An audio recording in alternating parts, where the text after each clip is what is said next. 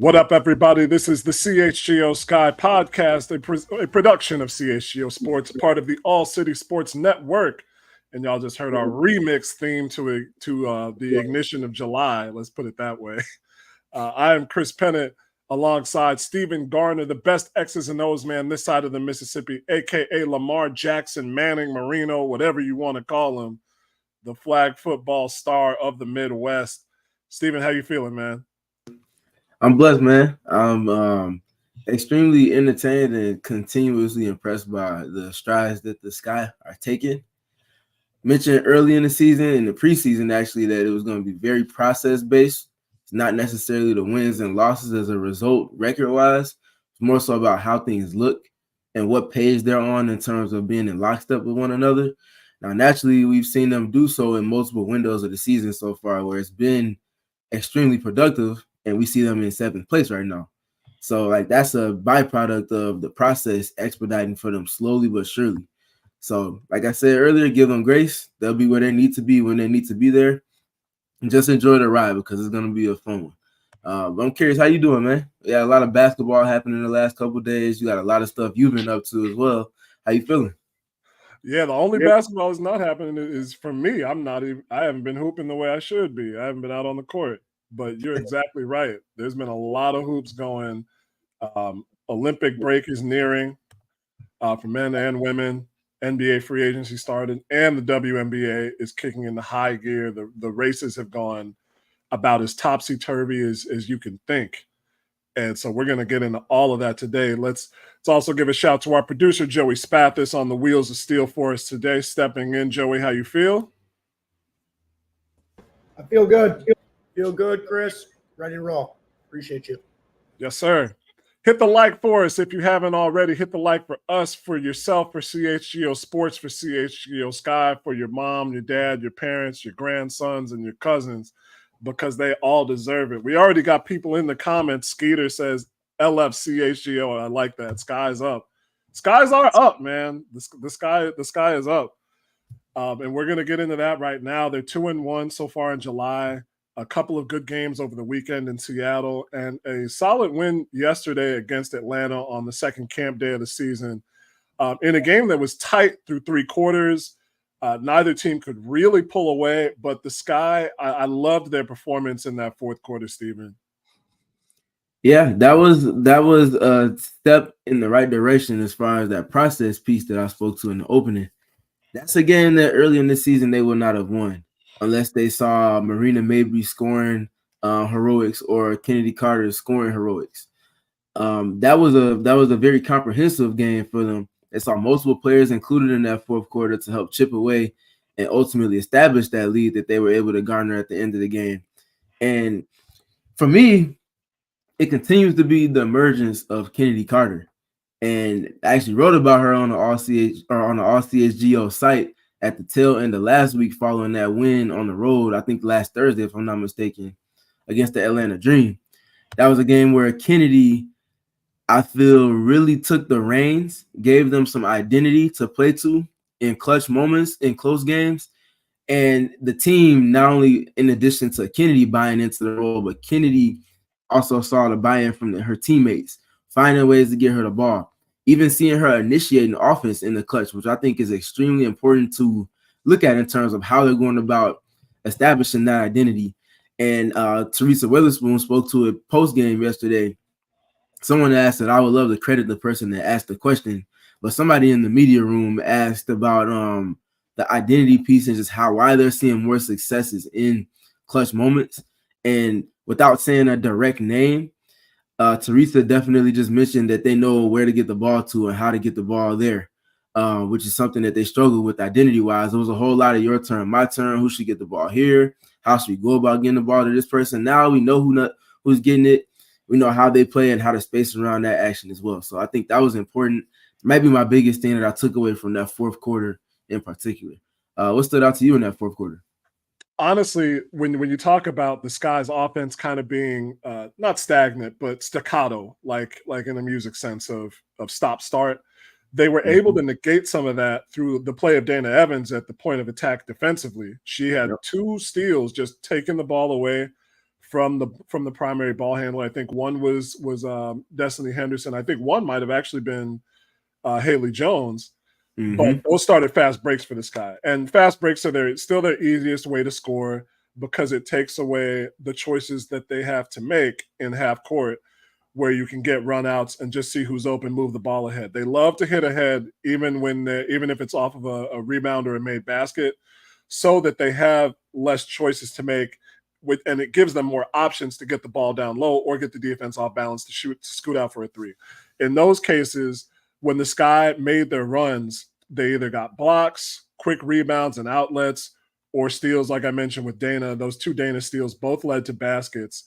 And even at the tail end of the game, to ice it would put the Sky up by 5 was the result of a nice play. Was that the play that they got the ball to Angel down low where she snuck away from the defender? I think that put them up 5. Yep. Even then, that was early in the shot clock. The Sky usually get in trouble when they get late in the shot clock. And you know, it was even nice yesterday. They hit threes, and those were shots late in the shot clock. They got threes from 5 players. It wasn't just Marina. Kennedy hit a 3. Lindsay hit a 3. Michaela Onyenwere got good minutes. Shout out to the man right here who posted it and then posted it again. Michaela was plus 10 yesterday. Yep. So I think they were able to eliminate or take away some of their shortcomings out of the equation by getting themselves into good transition opportunities. Yeah, that's the big thing for them. They have to be in a space where their defense is playing to their offense as an inception point of possessions. So obviously, naturally, not always taking the ball out the basket helps with that. But even if they are taking the ball out the basket, there's a play in the first half that took place where Atlanta scored. I forgot who inbounded it to Lindsay Allen, but Lindsay, in her true to fashion point guard generalship, understanding the flow of the game and how to generate advantages, caught the pass from the inbounder without taking a dribble, looked up the court, threw a hit-ahead pass up the right sideline to Kennedy Carter. Kennedy was able to play on offense early. They were able to generate an advantage and score from there. And there's little moments like that where, like I'm mentioning, it doesn't always have to be when you get a stop. You can still push off a mace. For people that watch basketball generally, a lot of college teams have sideline breaks where off the inbound pass, there's 1 or 2 passes up the sideline, and they get into different actions from there. Or if you watch the NBA, the team that did it best this season was the Indiana Pacers, crossing the half-court line with 21, 22 seconds left on the shot clock. And now you have more than enough time to cycle through multiple options within your offense. And if one is not there, you still have 18 or 17 seconds left. Option 2 is not there, you can reset, and you still have a solid 10 to 12 seconds where you're not rushing with your back against the wall of the shot clock, throw up an inefficient shot, and all that does is springboard the opponents back into transition on the other side of the floor. So little things like that, I feel like they can take more advantage of. We're starting to see them turn those corners in their process. I think the lineup change that we talked about 3 weeks ago now, almost a month ago, which is crazy to think about because that lineup shift took place on June 16th. And here we are, it's June 11th now, or July 11th now. So we're nearing a month with this starting lineup as the rendition that starts games. That shift has certainly given them more organization. I think Lindsay Allen's point guard and floor generalship play has been extremely important to that. I also think Kennedy's emergence as a number 1 option for this team has also helped to organize things and bring some alignment to their process. And we're starting to see them turn those corners. And I think the biggest domino to fall in all of that is going to be when they figure out how to lean into Camila Cardoso most on offense, and also when Camila's efficiency and effectiveness on her touches matches up with that in terms of her usage. We saw some moments in the third quarter of that game last night and early in the fourth quarter where they were finding ways to get her the ball either scripted with plays where she has someone screening for her or off script, and it's just the chaos of the defense rotating or not being matched up. And I think it's when they can find a better blending process with her in terms of their general offensive process where they can kind of really start to cement themselves on the offensive end with some identity. So you keep mentioning Kennedy, and I was trying to see if we could get to Kennedy right before the break, but I mean, we might as well go with it now. Kennedy Carter is clutch. If you have not checked us out on allchgo.com, please do so. Stephen's most recent article dealt with some of Kennedy Carter's ability to be a prolific closer. He's also tweeted about it at StateUS.3. And we got the numbers right here. Since Since that insertion into the starting lineup, she is tied for number one with 18 total points in the clutch, and that's defined as 5 minutes or less in the game where it is 5 points or less in terms of a margin either side. Has made the most field goals in that time, has the most free throw attempts and is tied for, or fourth most free throw attempts and is tied for fifth with 3 assists. She's only also had 2 turnovers, and that's in 24 total minutes. Now, granted, some of this is skewed because the Sky have played so many close games. There's a lot of players on that list who've only played 14 minutes in the clutch in that time, 15, 10, and Kennedy has 24. So the difference is that she has more time to score more points because the Sky are typically in close games. I think still that's not a detriment. You have a team that is the second youngest in the league that is still close in just about every game they have. They've only lost by more than by 10 points or more, I think 3 times at this point in the season. Mm-hmm. And they played some very good teams very close. They've beaten New York once. They've beaten Seattle once. They played Las Vegas pretty close, considering, how much talent that they have both in the backcourt and the front court. And Connecticut, they played them close as well. And not only is that a testament to what we've seen with Angel Reese and her fearlessness in taking on veterans, but also with Kennedy Carter and her ability to get past almost, if not anyone in the league with her first step, finish at the rim, and just be a tonic for the Sky in those times where they have trouble finding someone who can unlock the key to getting to the basket, getting a bucket. Yeah, and that's a good part of the premise with everything that I spoke to in terms of the piece that's on our CHGO site from last week. And that's Kennedy and her ability to initiate offense, her ability to play within the 2-player action off a screen or off a handoff, her ability to operate without any of that from the inception point of the offense and just work in space without the need for extra help from anybody else. Also, her ability to work in movement off of screens and off of movement actions that they like to get into, be effective from there. And then the other big thing within all of that, which I think is extremely underrated in terms of her general IQ, is her ability to process the types of help and the general ways that defenses are trying to defend her, trying to send her to certain pockets of the floor, trying to funnel her to particular defenders, understanding and processing that in real time and being able to counterpunch with live action, with the pass, dribbling up to the defender that they want to funnel her to just to engage that defender, and then playmaking off of that as the rest of the defenders in that action try to rotate.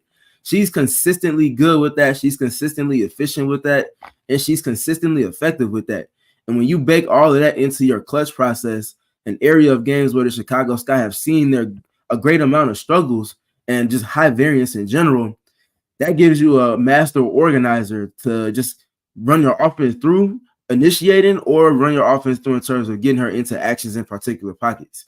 And I think Teresa Witherspoon and company have done a great job of getting Kennedy in positions to where defenses can't load up on her as easily as they may have over the course of games. Now you start flowing her off of the Iverson cuts and movement actions and things like that. Now it makes it, when you make her a moving target, you can't load up and help as easily. It's a lot more unpredictable within her process. And I think it's the marrying of the coaches catching up with that, and Kennedy also taking more ownership to now we're seeing one of the best clutch players in the entire WNBA surfacing and emerging for a Chicago Sky team that sorely needed it. And it couldn't come at a better time for her or for the team at this moment. Yeah, and I know in that we didn't have it in that graphic, but her shooting numbers reflect that. When there's less than 5, when the margin is less than 5 points at any time in the game, she's shooting just under 53%. When you took that to the fourth quarter, she's shooting 63%. Yep. It jumps 10%. And even in the mid-range, she's shooting just about 40%. And her jump shots are hitting about 44%, which is still a solid number. If you know, I know not everybody that listens to the show is a comprehensive, long-time basketball watcher, and that's fine. But just, understanding how these percentages should bear out. You shoot the highest percentage at the rim, and everything goes down as you go further away. It makes sense. The easier shots are the ones at the rim, layups and what have you. So we know Kennedy is great at getting to the rim because of her speed, because of her craftiness with the ball. But the fact that she can still shoot just under 50% on jump shots at a margin when the game is close, And in the fourth quarter, that stays about the same. When there's less time on the clock in the quarter, that stays about the same. And whether it's comprehensive or conclusive or not, the only two threes she's hit this season have also been when the game is at least 5 points or closer. So that's what we've seen from Kennedy Carter. We're going to get to more after the break right here. But first things first, let's talk about our sponsor, Coors Light. We've seen some folks in the comments who have some things to say, and I want to let y'all know, Sky fans, there's a time where you need to chill. And when you need to chill, there's nothing better to reach for than an ice-cold Coors Light. You know it's cool. You know it's cold when the mountains are blue and when LL is saying, I need love and I need a girl. He's reaching out to you from the train window. That's when you know to reach for that ice-cold Coors Light. Pop the top on it and lay back and just chill because it's going to be a long season. The Olympic break is coming up.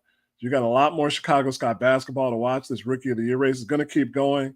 And when you reach for that always cold Coors Light, it's always cold filtered, always fresh and never frozen. And I know y'all know, but I'm going to tell you again. You can get a special deal when you go to Instacart.com/ you can get, Coors Light delivered from Instacart. When you go to CoorsLight.com/CHGO Dunk. Again, that is CoorsLight.com/CHGO Dunk. So don't let it get to you. Make the most out of the times when you choose to chill. Choose Coors Light. Celebrate responsibly. Coors Brewing Company, Golden, Colorado. And now my favorite read of the entire season, Shady Rays. The sun's out. All that rain from the beginning of the week is gone. So put on those shades and check Shady Rays. They're the only sunglasses rated 5 stars by over 300,000 people. They will never break the bank on you. You will never have to take out a loan to get some sunglasses like your parents had to do with them Ray-Bans back in the day. They have crystal clear optics. They're built to last, and they probably have a style in your favorite team's colors. So if you want to get the blue, like your boy here, if you want to get those gold shades for the sky, you can do it. Plus, if they ever go missing, or if they ever take a hit, get scratched, get broken, don't sweat it. They have great protection, and every pair is backed by lost or broken replacements. You can exchange them or return them worry-free within 30 days. There's no risk. So for all of you listening to the show today, Shady Rays is giving out their best deal of the season. Head to ShadyRays.com and use the code CHGO for 35% off polarized sunglasses. What? I said 35% off polarized sunglasses. Use that code CHGO. Try for yourself. The shades rated 5 stars by over 300,000 people. I'm slipping. Shady Rays, my favorite. Let me see what we got. I know we got some people. We got some people talking in the comments. I appreciate everybody who's come in with their thoughts and views on the Rookie of the Year race. So we might as well get to that. Angel Reese was voted Player of the Month in June. Our own Joey Spathis, who was on with us earlier, made a sweet graphic for that one. And she was also voted Player of the Eastern Conference Player of the Week. And according to the latest ESPN rankings, she is number 1 in the Rookie of the Year race. And this is not, based on an eye test. This is not based on office vote. It is based on advanced metrics, and that includes win shares. And so the fact that the Chicago Sky are a full game ahead of the Indiana Fever, 2 games in the loss column, matters. It does. And I think there's a lot of conversation that's going to come with this particular topic that's going to be pinning Angel and Caitlin against each other. But I think equally as honestly, even more than it's just being those 2 players being the driving forces of their respective teams, I think it's also a template and just kind of lens to gauge the growth of each of these 2 extremely young teams with who's further in their process at this moment in time versus who's a step or 2 behind or even a half step behind. And I mean, the way that the Indiana Fever have been playing the last couple of weeks, you would think that they, had been a step ahead of the Chicago Sky with the ups and downs that they've seen. But that's not necessarily the case, because the Sky have started to find their own footing as well. And I think that's important to make sure we're gauging, because although, yes, the Rookie of the Year race is an individual statistic and an individual award that's going to be received by a particular player, I think it's extremely important to also just kind of acknowledge that I think the team that ends up with a better record at the end of the season, it might not necessarily go directly to that player, but that's going to be a heavy piece in terms of the general decision that's going to be made by the people who are making these votes. And I'll step aside from that and speak to the voters. This is me, another cry. Please watch the games. Please watch the games. Please watch the games. Please watch the games. Not just the national TV games, not just when these two players go up against each other. Watch the games. And I'll say it one more time in case the audio cut out or you might have had some issues. Bird was flying outside the window and you didn't see me. Watch the games. That's the best way to assess this matchup in terms of who's going to win Rookie of the Year. It's not about who you like more. It's not about which team you watch more of. It's about watching these players play because there is so much great basketball going on the court. For those that decide to look at things for what they are on the court, which is what these players are, even in these conversations, pinned up against each other and pinned with each other to begin with, watch the basketball. Caitlin's doing a lot of amazing things on the basketball court. Angel's doing a lot of amazing things on the basketball court. Both of those two players are extremely unique. This is why the conversations are so they're so thorough, because they're both handling their business as rookies in an expedited fashion. So I think that's going to be an important piece to kind of look at within it all. Which team has the better record at the end of the regular season? And as it stands today, the Chicago Sky are in 7th, Indiana Fever are in 8th place. And I think that's indicative of who should win Rookie of the Year at this moment in time. Now, we still have a lot more basketball left, especially after the All-Star break and Olympic break.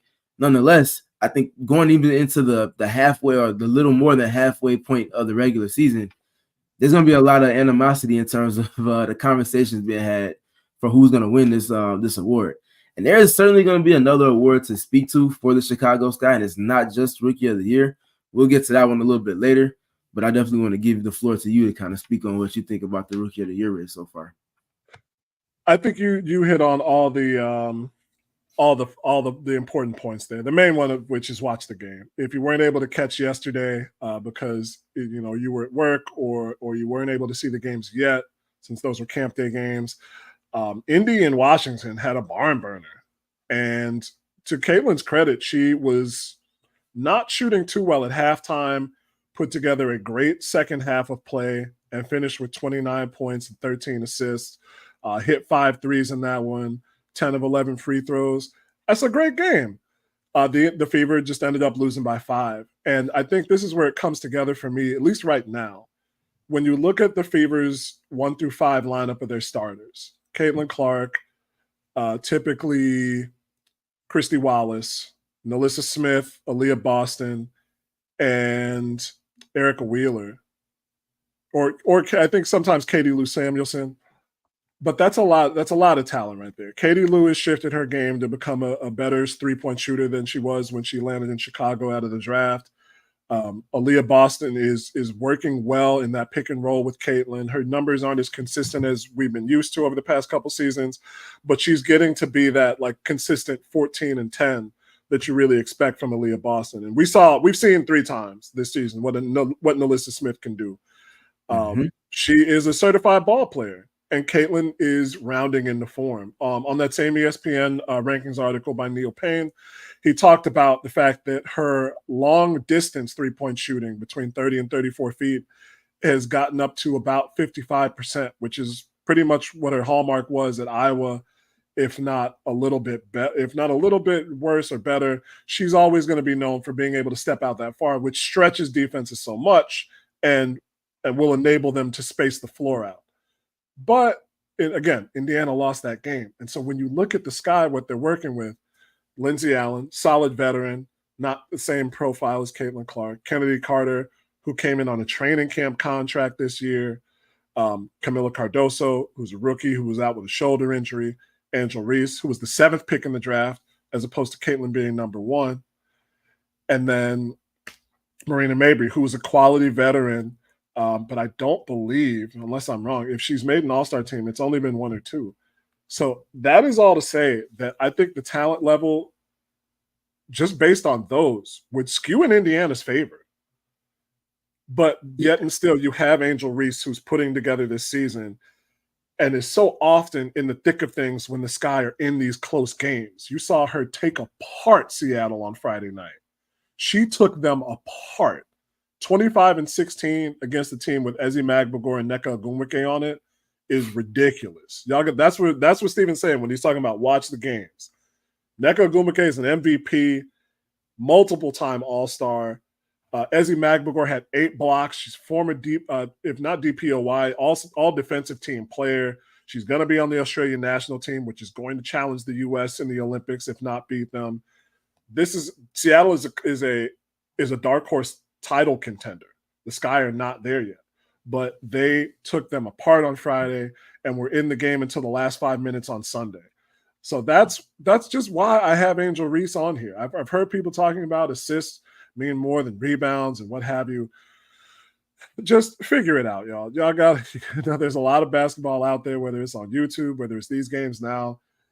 Everything in the game has its place.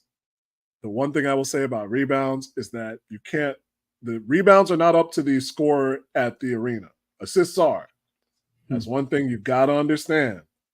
The home scorer is the one determining whether it plays an assist or not. So if Caitlin throws the ball to Aaliyah on the block, she takes 5 dribbles, makes 2 moves, and gets a shot in. If they're in Indiana, that might go as an assist. So you got to understand how these things work. On the whole, I think it's great basketball between the two, but I've got Angel as my Roy right now. Yeah, I'm right there with you. And my other big thing, which again to my point about the voters, which is something that I hope to play a part in the not too distant future. When I say watch the games, Chris, there's this other side of the basketball. Doesn't get the glitz and glamour and attention. Doesn't get the highlight reels. Doesn't get the Sports Center top 10 plays. But it matters over the course of a game, arguably as much as the offensive side, because if you can't stop the other team from scoring and you're not scoring at enough of a clip on any given game, how are you going to win? And just kind of looking at it through that lens, the defensive side of the basketball, you talk about game translating from collegiate level to the WNBA level.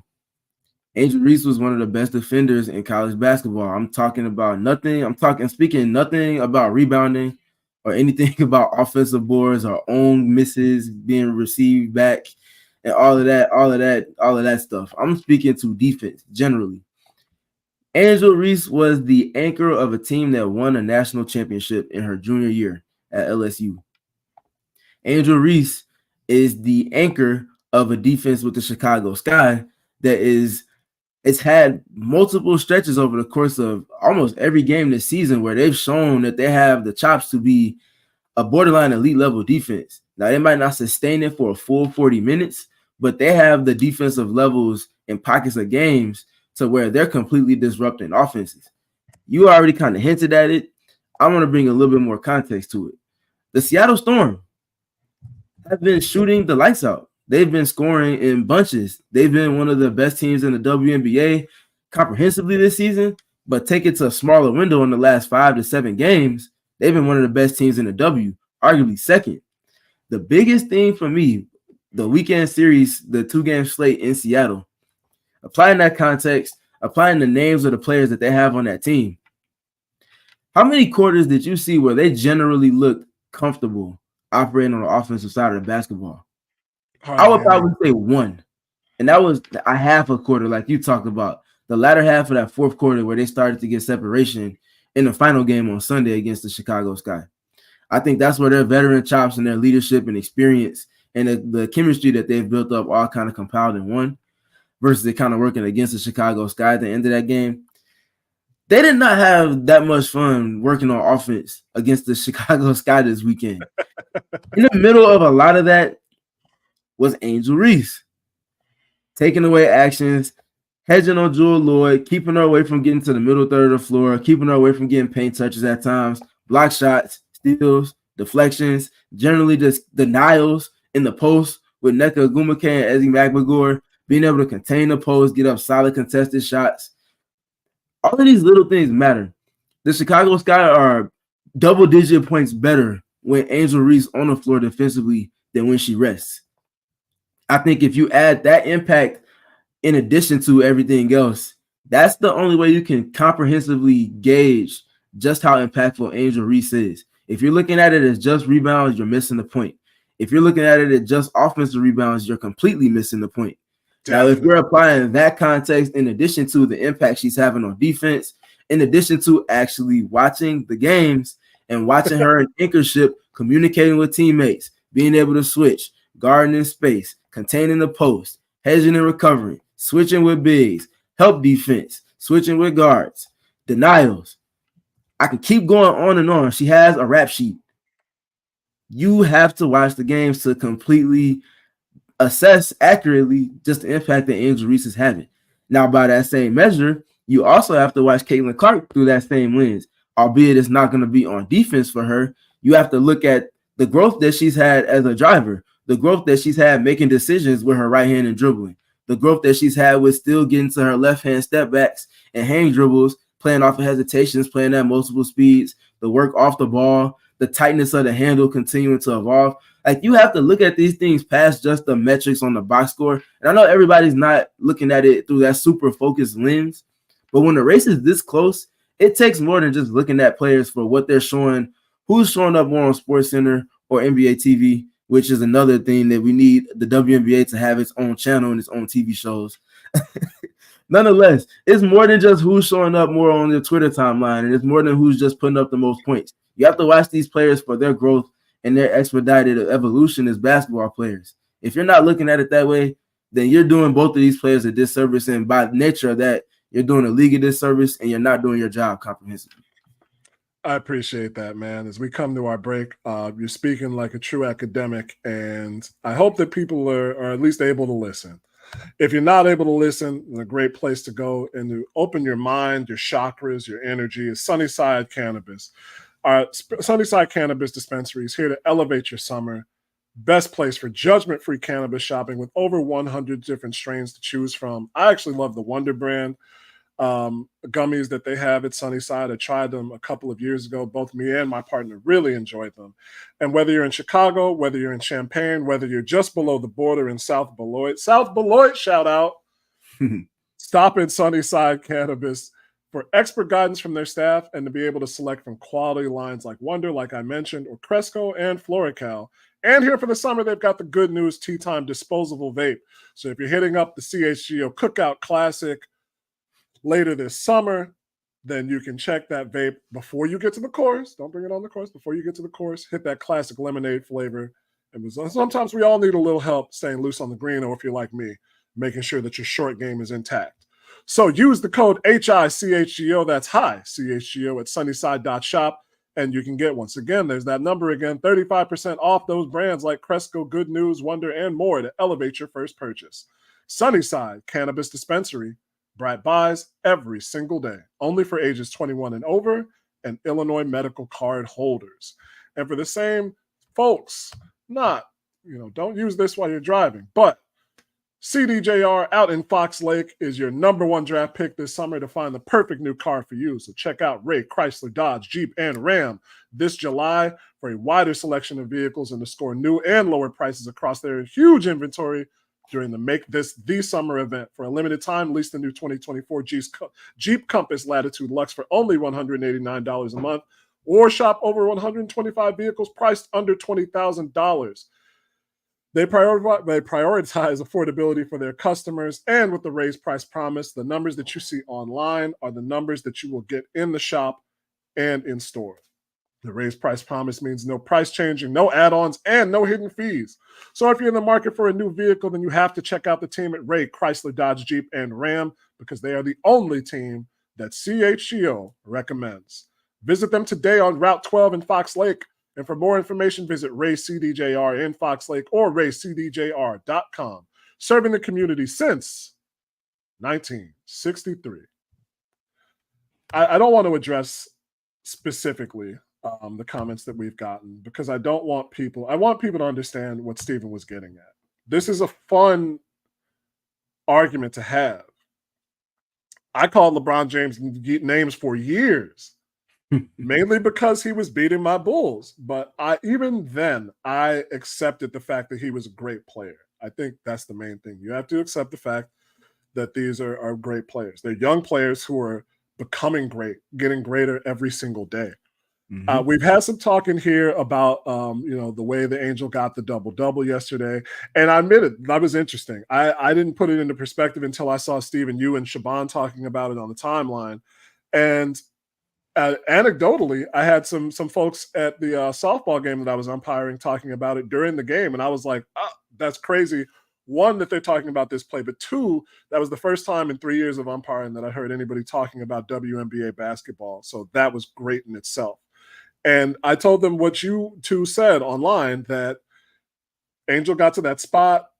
Marina was calling for her to get the ball, because there's sometimes where you just know that the team and the fans want something. And if you can get it, you can get it. Here's the issue with everybody saying that it was stat padding, that it was phony, that it was artificial, what have you.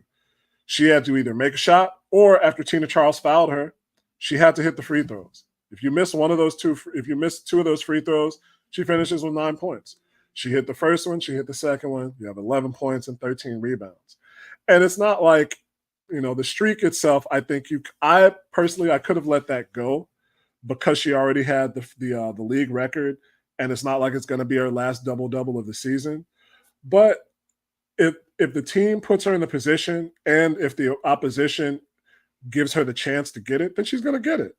But more to the point, I want to pull up this shot profile that I took down courtesy of Basketball Reference. Lawrence, if we could pull that up, because we got the God Law on the quick draw in with us now. Angel's shot profile has improved every month this season. Some of this was, Camilla being out and Elizabeth Williams in the same space. But if you think about that in terms of spacing, here's Angel's shot profile in May. You see only 5 shots outside of that area, the restricted area by the rim.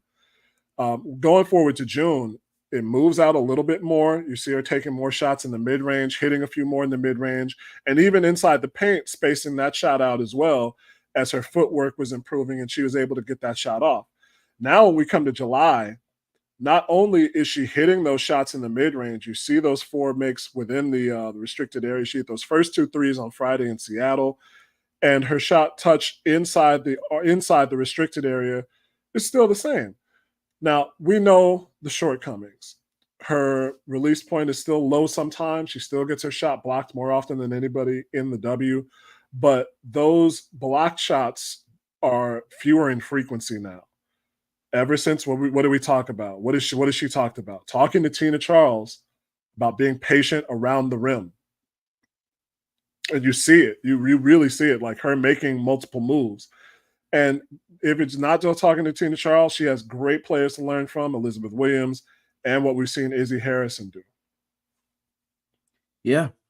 You can't say much else about Angel and just the growth that she's shown this season. And I just want to make sure that people are understanding how difficult it is to get a grasp on playing a different way while also playing against a different group, a different crop of athletes. Like in college, there's a lot more variance in terms of the style of players you might play against. Players haven't completely matured. Some players haven't really lifted weights quite yet. Some players are just elite at one specific thing, which is enough to get you by on the collegiate level. When you get to the W, you're going against the best crop of athletes in women's basketball in the entire world. And there's just a different type of demand, especially with the way that the Chicago Sky is set up. And the way that Angel is handling her business is just extremely important, because I think with her ascension into her own has also seen the Sky starting to take more strides to being a better team as well. And I just want to make sure that people are understanding and appreciating the work ethic on display. You don't see it. It's not the camera's not in her face at every single practice in terms of when she's on the court making those deposits in terms of skill development. But the results are quite loud in terms of watching the games. You can see her operating in ways differently than she did through that first month of the regular season. You can see her seeing the floor differently. You can see the timing of her decision-making when she has the ball in her hands. Looks different. It feels different. You could tell, like you talked about, the attention to detail with her drives, being able to initiate contact, how she's initiating contact, the patience around the basket. Like all of those little things, you just really have to appreciate a player that's showing that much attention to detail, and to see such immediate success and growth within that. I think that's just important as anything else that we're speaking to with Angel. And I think the Chicago Sky are, as with Angel, she's buying into what they're asking her to do. I think the Sky are putting her in better positions, but also investing in her with development to the point where we're seeing the player that we are now, who's going to be an All-Star, come around this time next weekend. Yeah, I mean that's the easiest way to put it. Both of these players are All-Stars. Angel Reese is going to be an All-Star. Caitlin Clark is going to be an All-Star. And we're going to see what they can do against the comprehensive #1 international team in the world. That's going to give everybody an idea of where both these players are in their development. I saw we had the comment from Mace Dog in there. They act like two legends cannot coexist. I'm gonna say slow down just a little bit. I can't call them legends yet. I think we're just having a fun summer in a debate that I would have loved to hear back in the barbershop back in the day, because there's so much of a wider viewership on the league this year. And I think that's why we have what we have in the comment section, which when there's more people involved, there's going to be more room for debate, and there's going to be more room for, debate outside on the fringes outside of the complete facts. That's the biggest thing. Let's talk about, as we have our last few minutes here, about the matchups coming up, of which is one game tonight against New York in New York, and then coming home to face the Liberty again on Saturday before closing out the Olympic break against Las Vegas. Let's focus on those two matchups against the Liberty. The Sky are 1-1 against New York so far this year, but the Liberty were absolutely on fire in June. They only lost one time to Connecticut in the month, won their other 10 games. They were shooting it at a ridiculous pace, especially from outside the arc, 38% on 21 shots a game, and they were at 30% in May.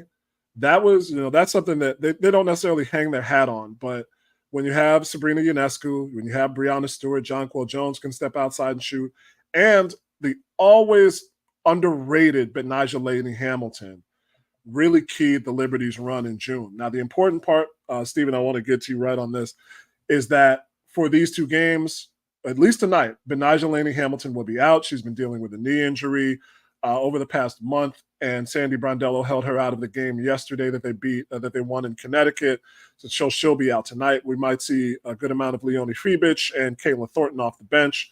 But New York's three-point shooting, especially from Ionescu and Stewart, has dropped off in these last 3 games in July. Stewart's actually 0 for her last 11, and combined those two are shooting 23%. This New York Liberty team is insane.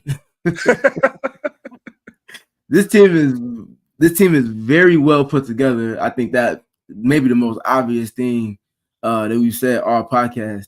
But if you look past just that, they're better in their process earlier this season, well ahead of where they were last season. And I think that's important to note, because as we've seen Jonquel Jones be healthy for them, as we've seen Jonquel Jones stamp in impact in terms of, last time I checked, she was flirting with 50, 40, 90 for the season. That's as a high volume scorer. Ooh. And a player is being featured as frequently and as consistently as she is. Now, the difference is with the resurfacing of Jonquel Jones' 3-level scoring, it's the fact that she's not being leaned into and really relied upon to do so on such high usage like she was the year she won MVP with the Connecticut Sun. Oftentimes, she's spaced on the opposite side of the floor of Sabrina Ionescu and Breanna Stewart going in 2-player actions, or just generally spaced around the floor within the principles that everything Sandy Brondello has in place.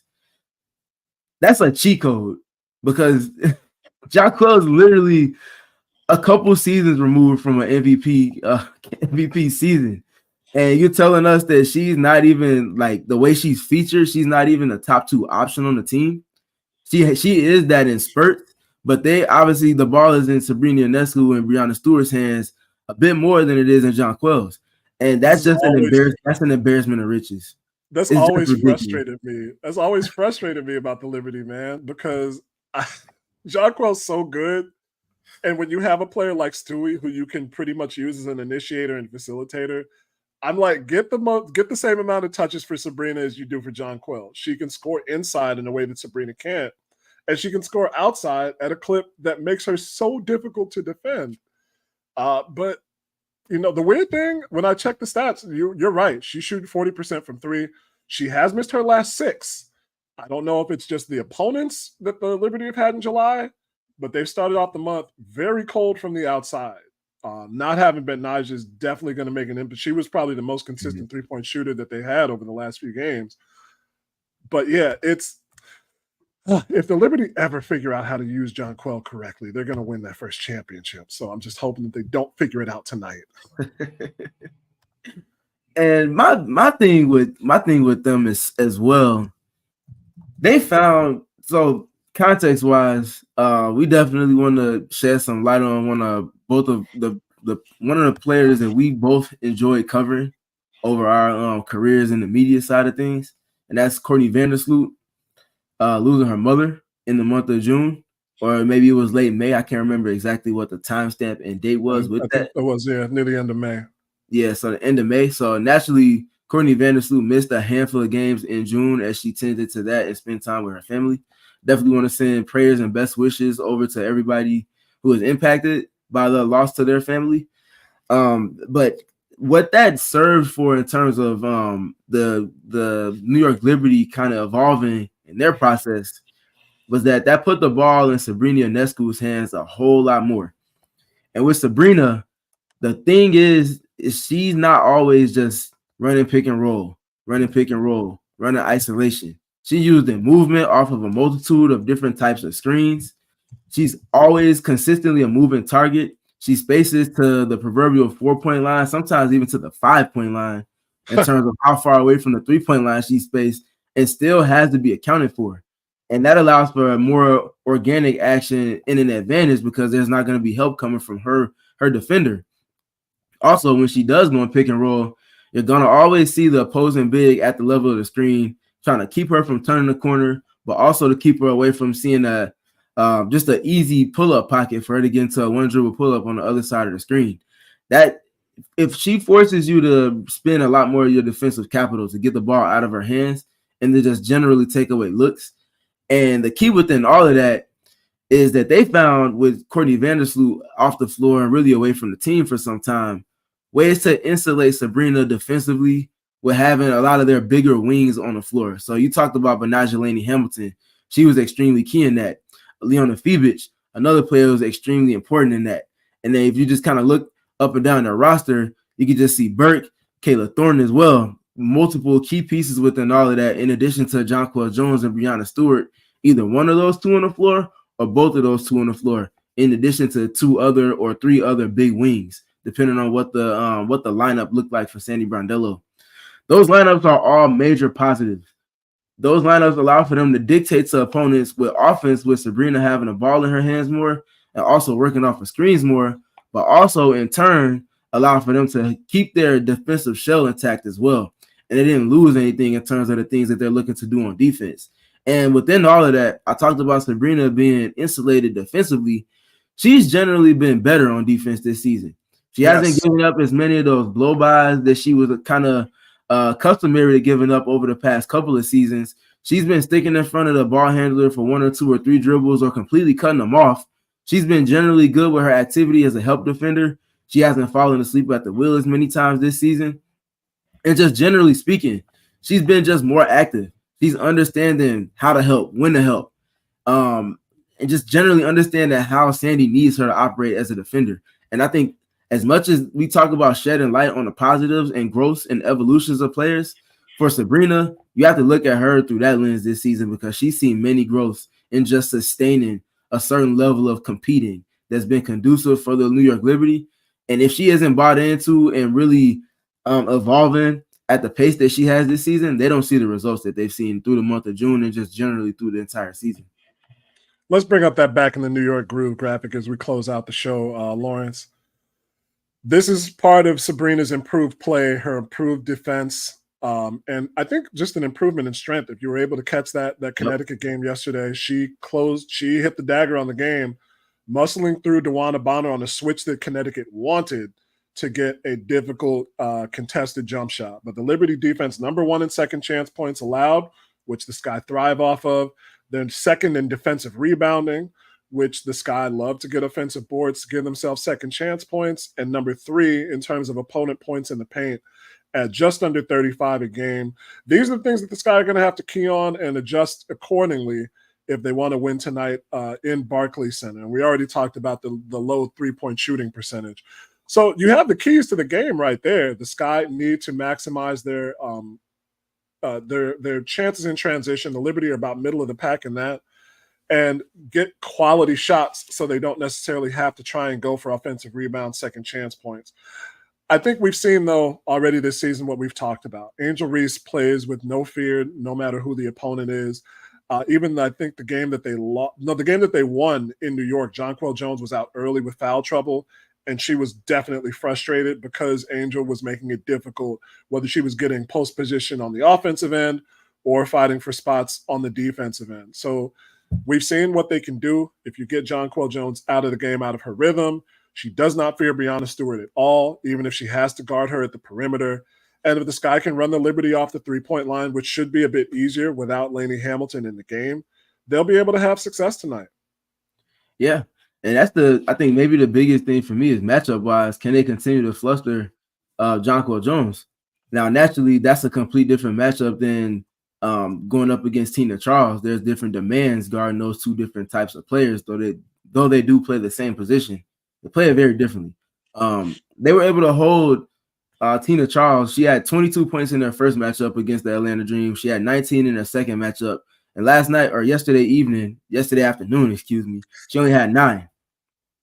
That speaks to a certain defensive game plan, first of all, that's conducive to breaking the rhythm, because you're not just going to shut Tina Charles down, but breaking her rhythm enough for the impact to be felt. But that also speaks to the players having game plan discipline and doing what they need to in terms of the double teams that they were sending at the cadence at which they were sending. And just generally speaking, Camila Cardoso, the primary matchup for Tina Charles, being able to do her job in the post, defending without fouling, not falling for the pump fakes, being able to stay vertical and get up solid contests to impact the release. She was very, very good. And I know we're getting ready to go, but Camila has to get attention for the defense she played on Tina Charles individually. It wasn't always one-on-one because there was a lot of help that was sent, but you can't have the impact of the help without containing the ball first. And she did that one-on-one sometimes, but oftentimes with the help of other defenders. So kudos to her for her game plan discipline there. They're going to need it again against Jonquel Jones. And that's a different type of matchup because Jonquel, like we talked about, I think she's 8th in the league in three-point percentage this season, above 40%, even though she has missed her last 6, like you said. To be able to miss 6 and still be above 40% from deep speaks to just the prolific level of shooting you're seeing. Camilla's not going to be able to so comfortably stay from block to block like she is with Tina Charles because there's a spacing element with Jonquel that's going to pull you off the porch as a defender.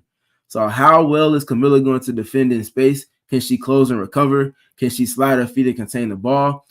Those little things are going to matter. I think she's up to the task. She's shown that she's been up to the task before. And I think that's the versatility piece with Camila that I think makes her unique as a basketball player. I think that's going to be a fun kind of matchup to gauge over the course of this game. And I think if they can, like they did in the game that they won against the New York Liberty, just limit the impact of Jonquel Jones' offense and the efficiency of her touches, that's an outlet for them to kind of chip away at this monster of an offense that is the New York Liberty. And then the other big thing, New York's been getting it done on defense too.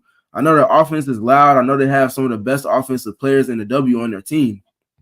Their defense is there at an elite level. I think top 4, top 3, if I'm not mistaken, last time I checked. So the Sky are going to have to bring it on offense, making sure they're doing their best with their spacing, making sure they're keeping their movement involved, not turning the ball over, which is obviously something that rears its ugly head at times for them.